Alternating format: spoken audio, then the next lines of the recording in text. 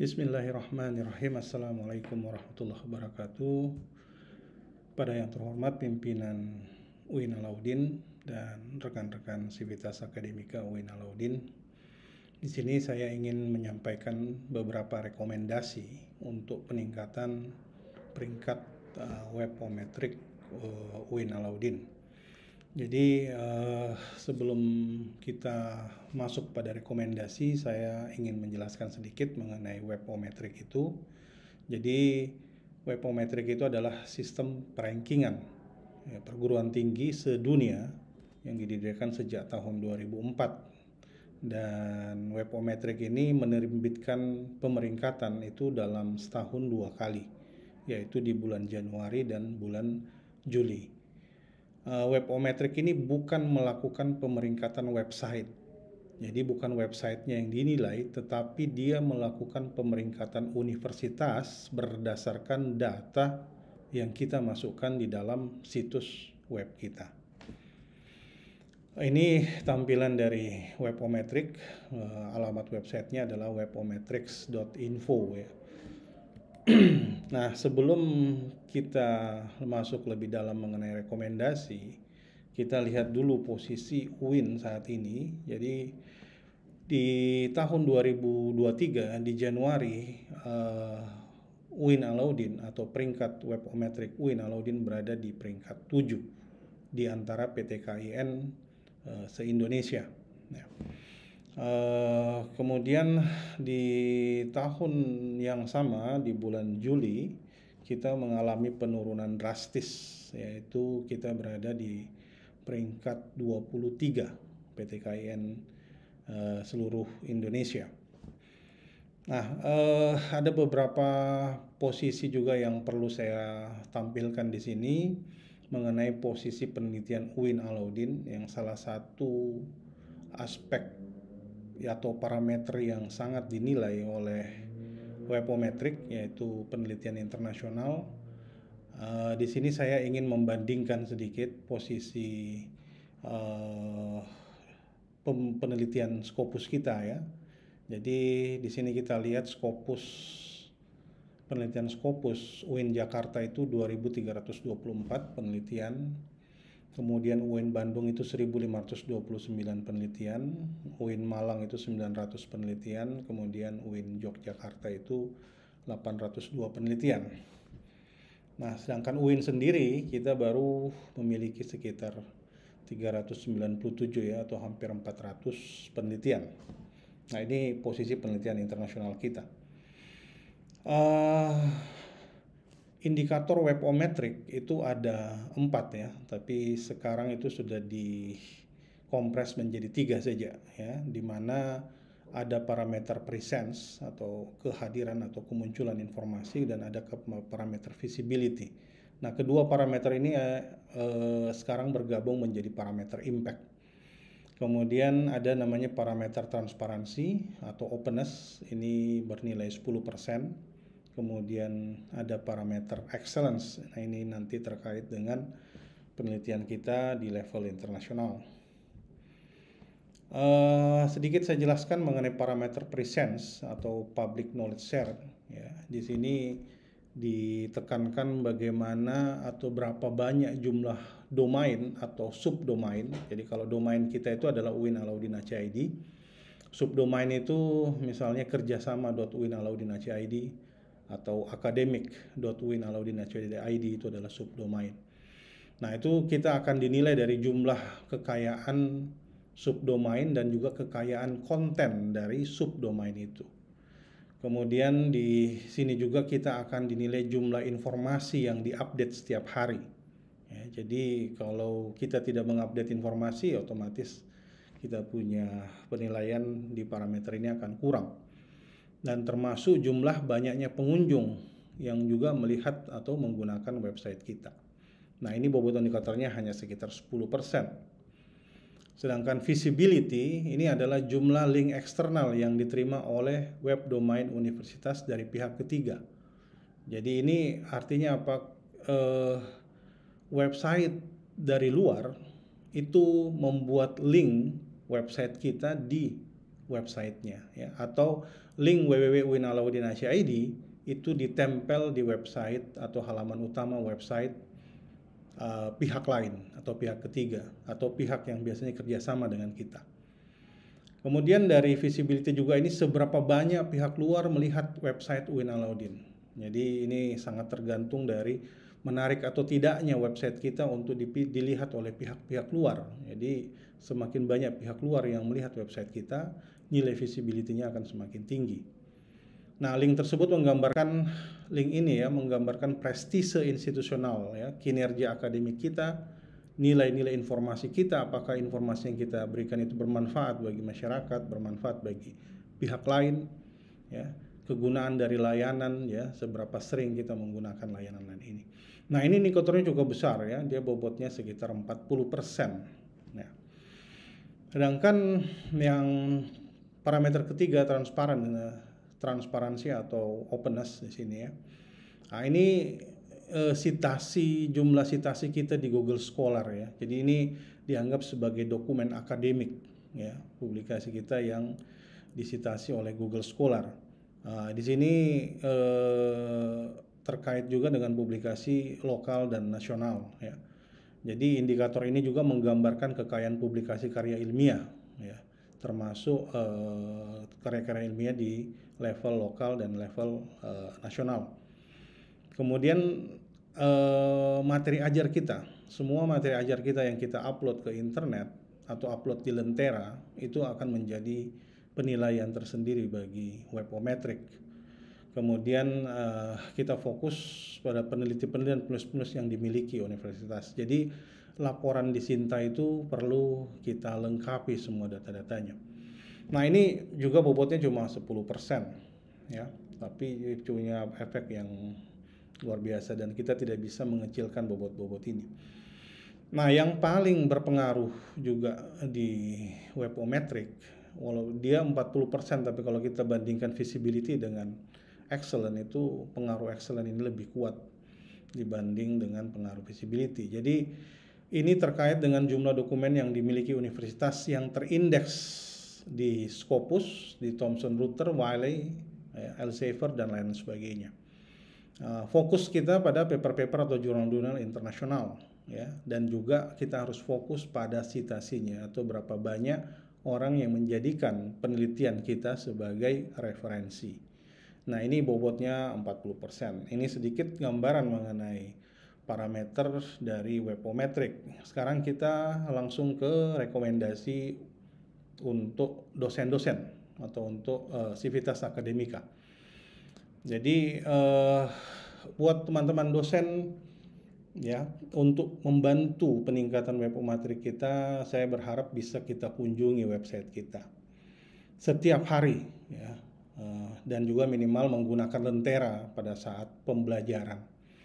Ya, mungkin belum menarik kita punya website atau belum enak dibaca setiap hari, tapi mulailah dengan itu, kemudian nanti sampaikan masukan jika memang konten dari website kita itu kurang menarik, nanti disampaikan masukannya.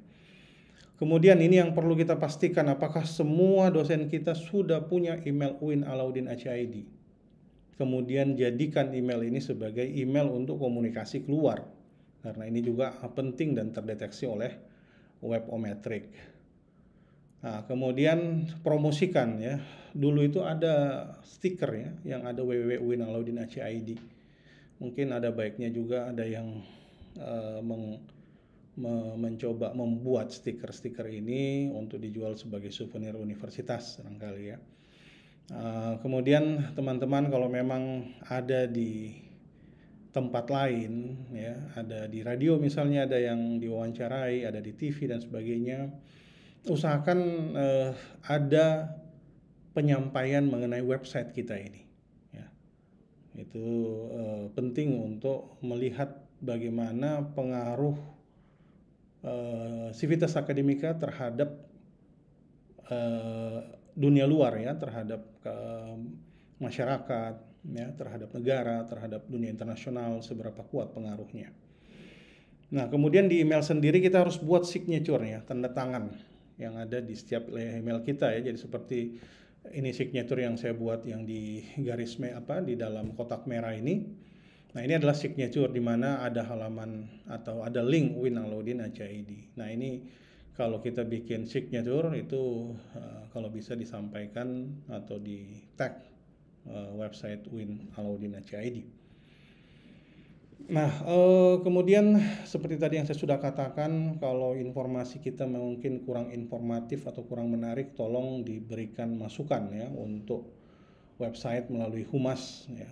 Bisa diberikan informasi mengenai saran-saran apa yang bagus untuk membuat website kita itu menjadi informatif dan selalu dilihat baik oleh dosen maupun mahasiswa.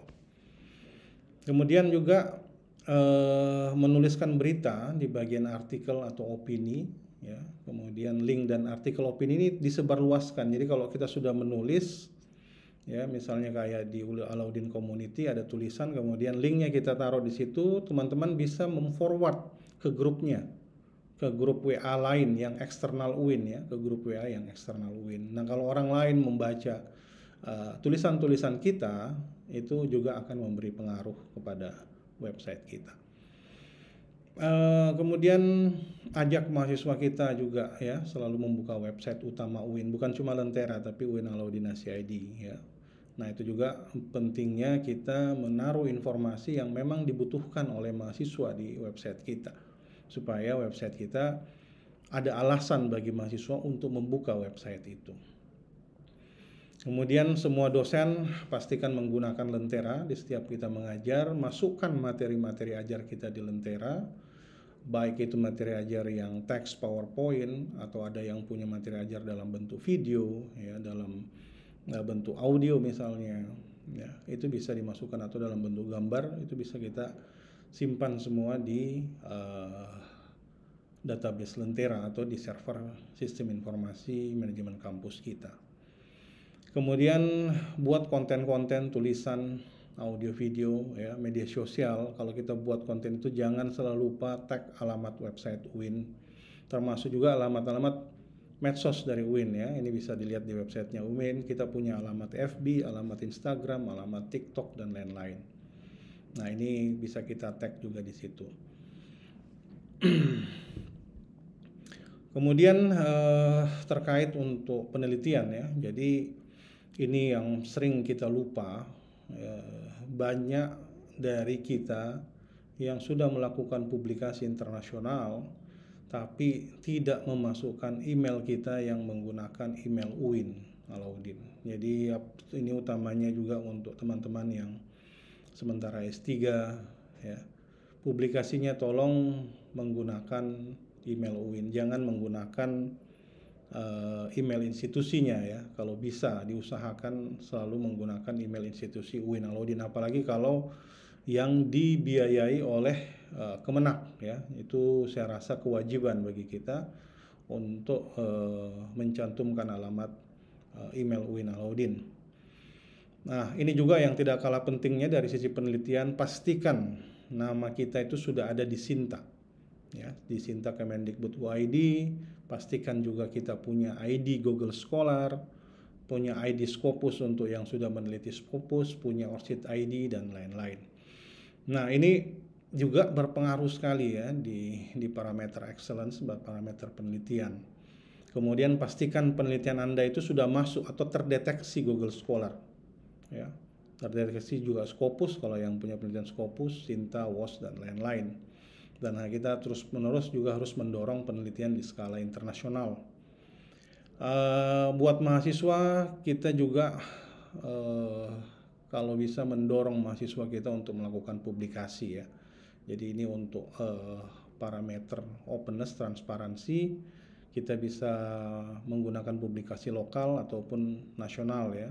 Dan sangat bagus lagi kalau kita bisa sampai membuat publikasi internasional. Dan yang tidak kalah pentingnya saling sitasi publikasi. Kadang-kadang kita antar sesama dosen itu tidak saling membantu dalam publikasi. Nah, cara saling membantu itu bagaimana? Jadikan publikasi teman kita sebagai referensi atau sitasi publikasi teman kita di publikasi kita. Ya. Demikian juga mahasiswa, ajari mahasiswa untuk mensitasi tulisan kita deskripsinya atau di publikasi yang dia buat berdasarkan skripsinya. Jadi ini sangat penting karena saling sitasi ini memperkuat penilaian kita di bidang penelitian atau di parameter excellence dan parameter openness. Nah, ini untuk dosen-dosen barangkali tidak terlalu penting ya untuk ini. Ini saya buat untuk pimpinan, untuk manajemen kampus. Saya menyatukan di sini atau bisa juga nanti saya akan pisahkan kalau memang terlalu panjang video ini. Jadi ada beberapa rekomendasi untuk pimpinan. Jadi saya mulai dari top manajemen kita, dari rektor, wakil rektor, ya, dengan biro.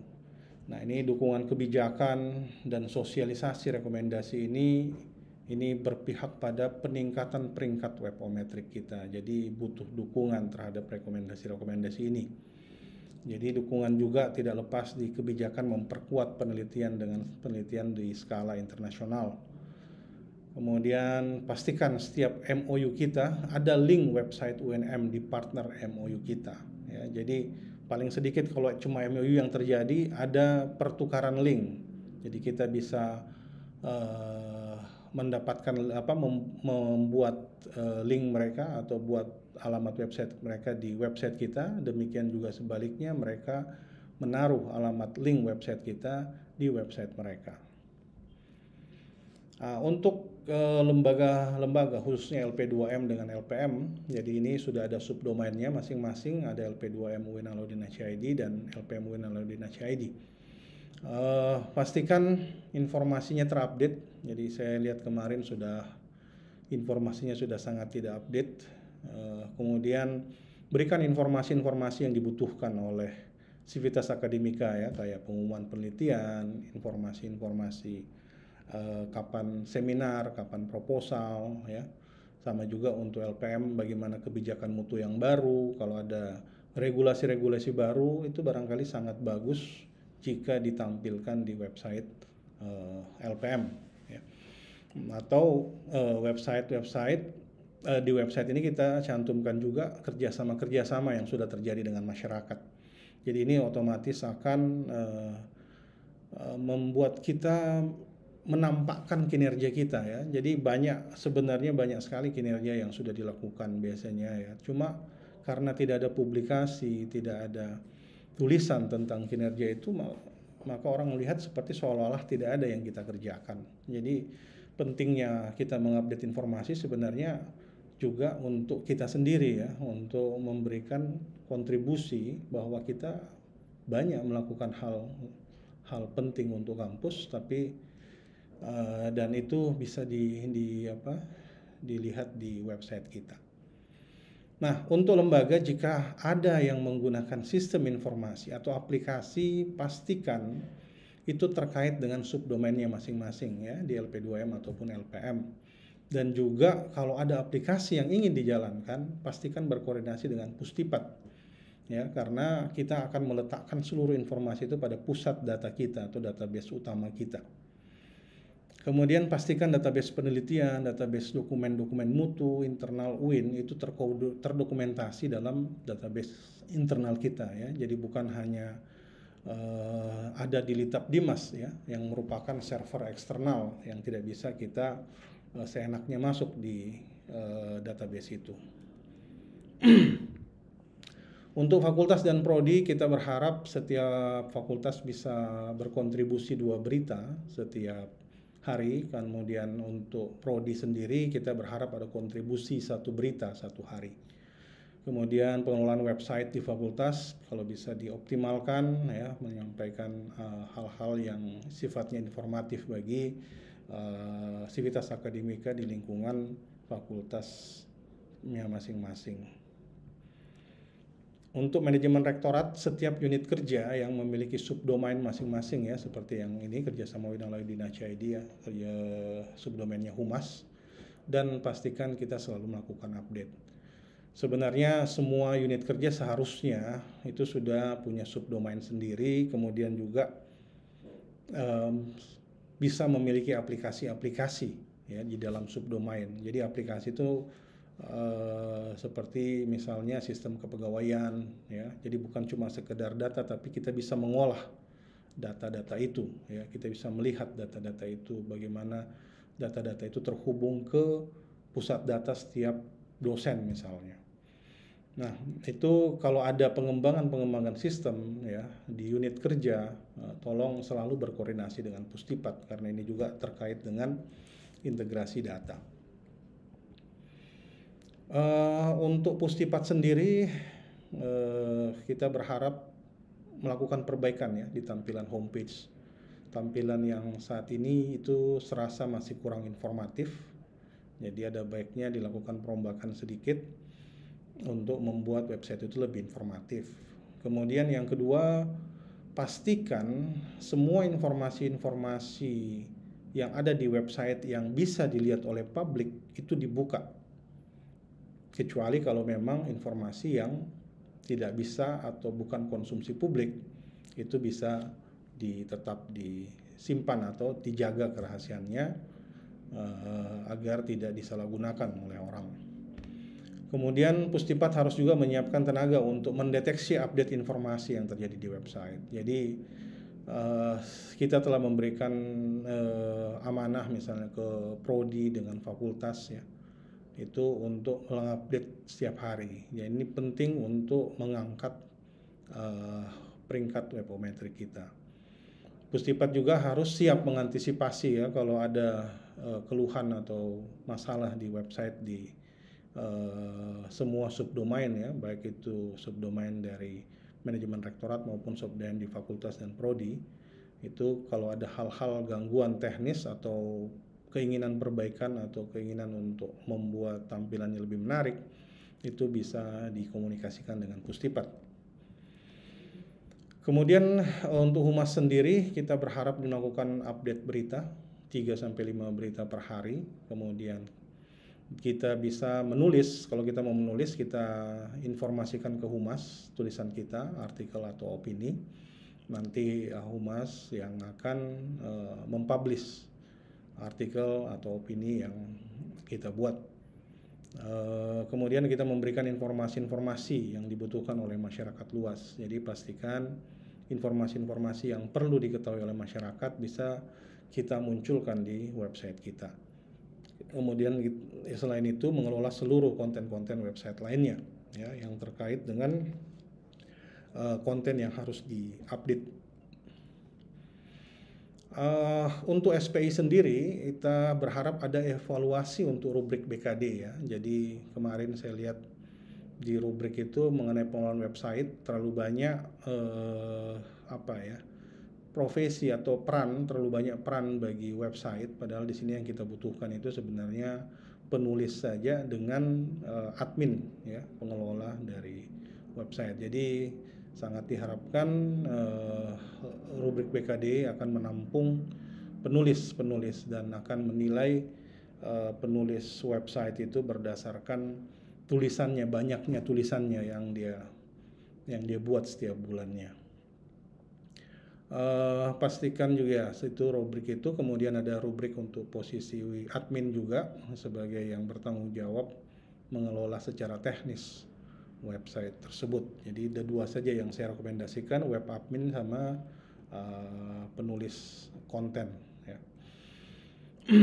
Perpustakaan ya, sistem perpustakaan ini sudah tidak terintegrasi dengan sistem informasi kampus ya. Ini ada baiknya diintegrasikan juga ke sistem supaya nanti aliran data itu bisa betul-betul terpusat di database utama kita. Kemudian update websitenya, saya kira perpustakaan juga punya subdomain. Nah ini juga belum pernah diupdate sepertinya. Kemudian kelola repositori ya, dengan memisahkan informasi atau tulisan yang bisa dilihat oleh publik dan juga yang tidak bisa dilihat oleh publik. Yang bisa dilihat akan kita buka, kita publikasikan, dan yang tidak akan kita kunci ya.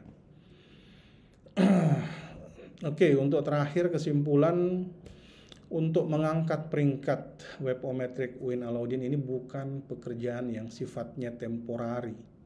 Kita harus konsisten ya, dan juga harus membenahi secara menyeluruh ya, secara terus-menerus, dan bukan hanya tanggung jawab pimpinan, tapi juga butuh kontribusi dari seluruh sivitas akademika. Ini bukan pekerjaan per orang, tapi ini adalah pekerjaan kita seluruh sivitas akademika UIN Alauddin. Dan perlu diingat, peringkat ini tidak mudah untuk naik karena universitas lain juga melakukan pembenahan terus-menerus. Kita tidak bersaing dengan sesuatu yang statis, tapi kita bersaing dengan sesuatu yang dinamis. Sehingga yang diperlukan apa? Yang diperlukan akselerasi. Kita harus lebih cepat dari mereka untuk bisa menaikkan peringkat kita. Kemudian dibutuhkan juga untuk keinginan belajar, ya, literasi digital perlu ditingkatkan, ya, konsistensi dan sinergi semua pihak supaya punya keinginan yang sama untuk memperbaiki peringkat kita di Webometric. Pembenahan peringkat Webometric pada dasarnya ini bukan hanya berdampak pada website kita saja, tapi ini juga berdampak pada perbaikan kualitas UIN Alauddin secara menyeluruh, ya, perbaikan kualitas perguruan tinggi secara menyeluruh. Kalau kita meningkat di Webometric, itu juga akan diikuti oleh peningkatan di lembaga-lembaga pemeringkatan resmi lainnya, ya, seperti QS World Ranking. Saya kira demikian beberapa rekomendasi yang saya sampaikan. Terima kasih atas semua perhatiannya. Wabillahi taufiq wal hidayah. Wassalamualaikum warahmatullahi wabarakatuh.